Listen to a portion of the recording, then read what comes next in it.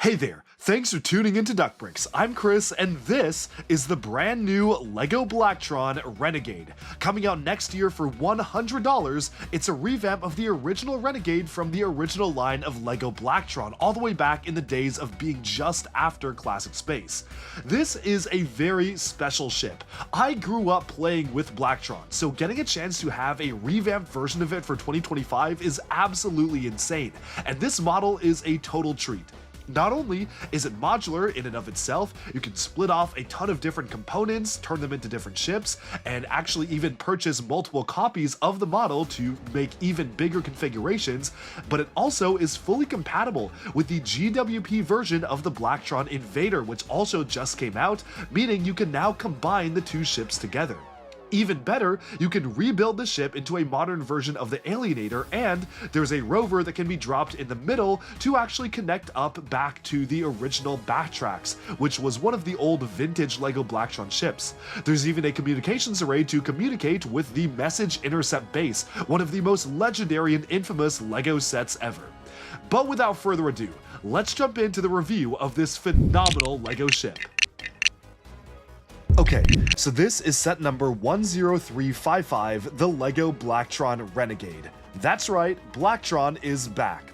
It comes with 1,151 pieces and retails for $100 US. It also has the option, although not advertised in the box, to be rebuilt into a version of the Alienator, plus a smaller mech as well, all referencing the original Blacktron theme.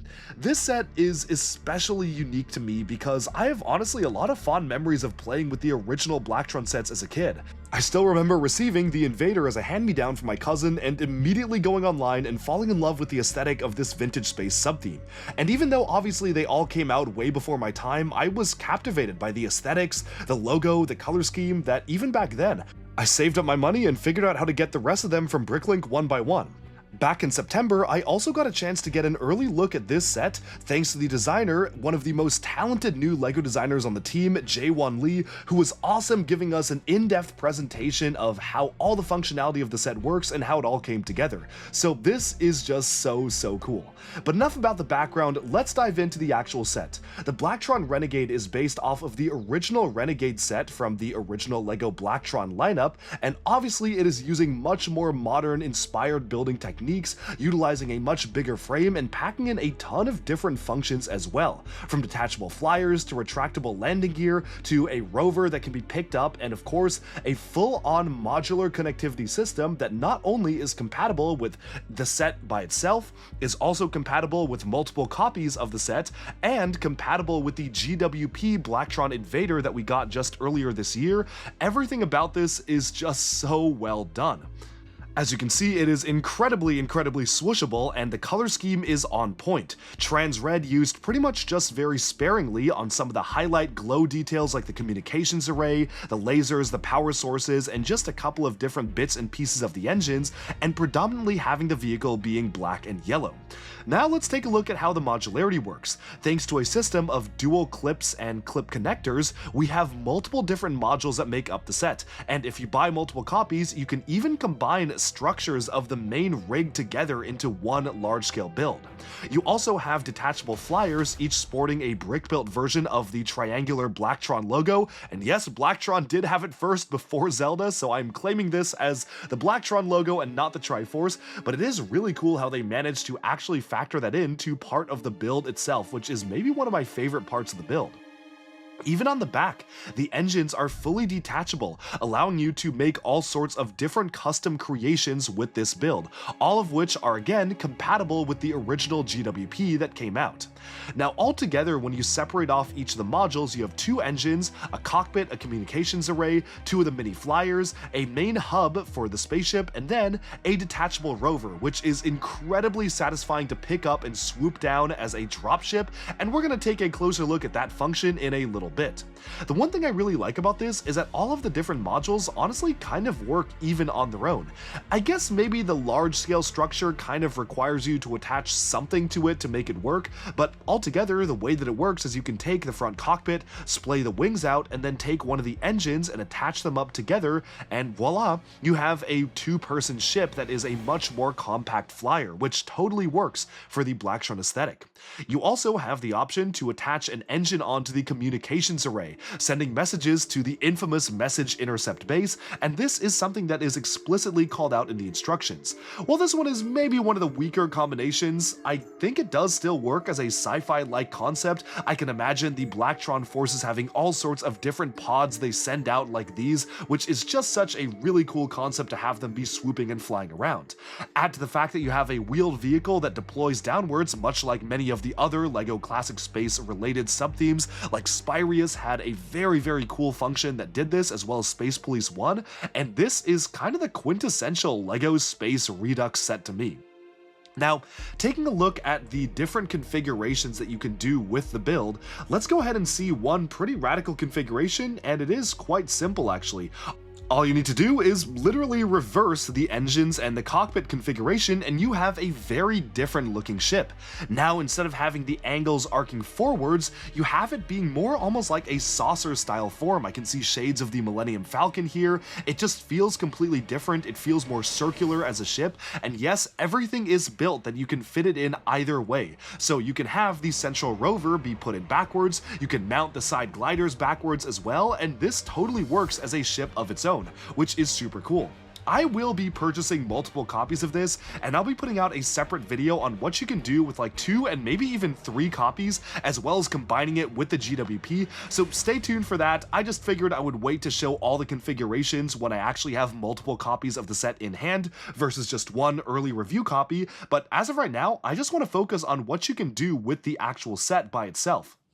So obviously you have this splitting feature, you even have these separatable energy cores, and the designer mentioned that those were particularly meant to invoke some of the collectible-like nature of a lot of these early LEGO space sub-themes where they all were fighting over some sort of power source or energy or crystals or something like that. But altogether, as you can see, here is just putting together that configuration of the backwards setup here, where you have the gliders, the front part, the back parts, all coming on in a different configuration, which I think is super cool, and it completely and radically changes the look of the model.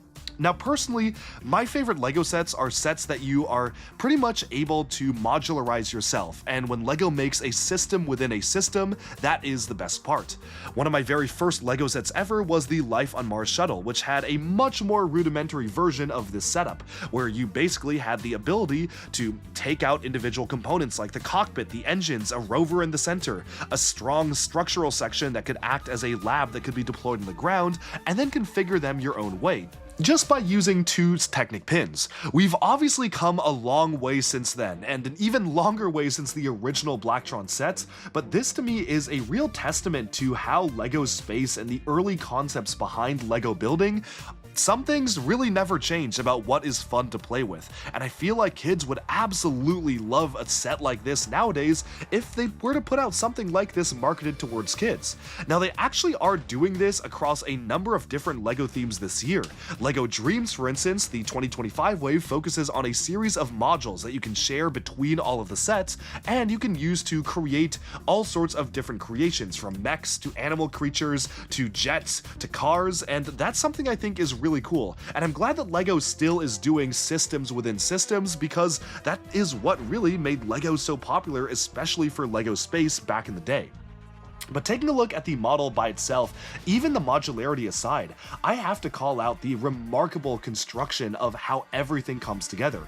The landing gear folds inwards, and if I had only one minor complaint, I would say that it's probably that the landing gear is a little bit tricky to pull out once you actually have it retracted, but it's not that big of a deal. It is just still a nice feature to have, and my favorite feature by far, aside from the modularity, is this, the dropship feature. It is so satisfying to swoop down, pick up the rover, and then continue flying onwards. It's just really well done how they were able to pull that off, and I'm a huge fan of how simple the system is. It's actually almost deceptively simple, and clearly there's a lot of engineering that made this work.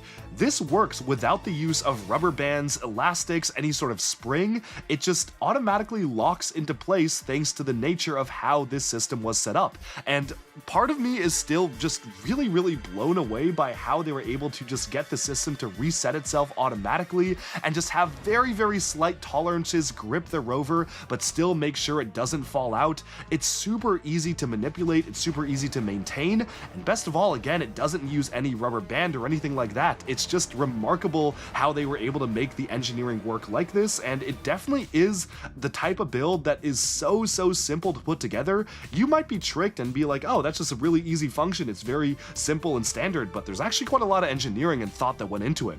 But now, let's take a closer look at each of the individual sections. Moving our way into the inside of the cockpit, you might notice that thankfully every single decal here is printed.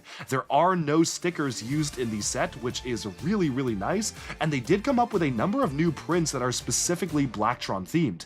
We have all sorts of different retro control panels tying back to some of the older LEGO prints. We have a large-scale Blacktron logo for the panel wing at the front, which is really nice, and altogether, I think the two-man spaceship here, which is very simple, is super cool. And definitely something where you could take something like the GWP Invader and just expand on this concept even more, and I cannot wait to put out my video on that. That being said, my favorite part of the build are probably these little flyers when it comes to the individual modules. Sure, it looks a little bit awkward for the pilot to be standing up in them and not sitting down, but compromises had to be made to keep a compact form and still retain the logo. It's incredibly simple how it's done, just using the triangular road sign pieces to form the 3 yellow triangles of the Blacktron logo, and I'm honestly just really impressed by how they were able to pull it off in such a small scale. You still have that transparent red being factored into the color scheme, maybe a bit of a blaster on the front as well, or a hint of a blaster with the way that the long scale staff element is hosted, and then you just fold the wings down and you can place this right into the side of the wing. It is very unobtrusive and acts really nicely in the ship. It would have been cool to get even more Blacktron minifigures and just had them also piloting those pods there. It certainly is something we've seen before in LEGO Space, but I also can see how that kind of does mess with the sleekness of the model. It's very thin, it's very narrow, and it feels very fast and sleek, and having the minifigures just standing up there does kind of mess with the aesthetic a little bit, so I understand why they prioritized putting the minifigures into cockpits, and you could even headcanon that, well, the minifigures wouldn't stay on going that fast through the vacuum of space, through hyperspace, and maybe they have to be in the cockpits in order to survive. Altogether, this is a lot of fun. The function is ingenious and really smart in how they're able to make it work, and the color scheme is phenomenal. I love even some of the smaller details like the red transparent stripe along the wings, and when you go into the Rover, you have a brick-built little droid on the back of the Rover to man the guns, and one of the funny things in the instruction manuals that explicitly is called out is that the gun is a camera mounted backwards that's been re-engineered by the Blacktron soldiers to actually transform into a laser cannon, which I'm very glad that LEGO has literally made canon now, that yes, just like how you all played with it as kids, the camera backwards is absolutely a laser gun, and they still have that piece being used today. The car is a nice callback to the Batrax as well. I like how it has that front spoiler, which kind of implies that it has that similar design philosophy, and again, just look at how elegant and simple this function is without the use of any sort of rubber bands or anything like that. It's just really well done, and it works remarkably well as a function that just wants to stay into place. It is making use of some newer elements introduced earlier this year in the C-3PO set. There are these new curved elements that can kind of cascade around the Rover, and they're in dark gray. Would have been nice to get a recolor of those to black, but I guess that they just were color locked to that particular color. They ran out of recolors and decided to make it dark gray. They're pretty unobtrusive, so it's not a big deal, but overall, it's just a really simple function, and surprisingly smooth in how it works. Altogether, for $100 US, it is hard to complain about the set. This to me is the perfect follow-up to the Galaxy Explorer, which was also remarkably well priced, especially for 1,151 pieces and the ability to build it into something completely different. That is just an absolute win in my book. And of course, the Blacktron astronauts themselves are the same ones in the GWP. They're pretty much a reissue of the original ones, except this time they have back printing as well, which is really really nice because the original ones did not have back printing, given that LEGO wasn't doing it back then, but it's nice to get just slightly more detail here. Would have been cool to get a more upgraded version of a Blacktron figure? Maybe, but we also do get a lot of those via the collectible minifig series, so getting a classic space just reissue style minifigure also totally works. All in all, this is already one of my favorite sets of 2025. It might be my favorite set that I've received early so far because of just how good it is, and definitely stay tuned because I'll have a lot more videos on this coming out soon. I cannot wait to get my hands on more copies because I want to do a comparison with the original. I want to do a showcase of all the different modules, so stay tuned for that. Probably in January is when I'm going to be getting a lot more in-depth into this amazing LEGO set.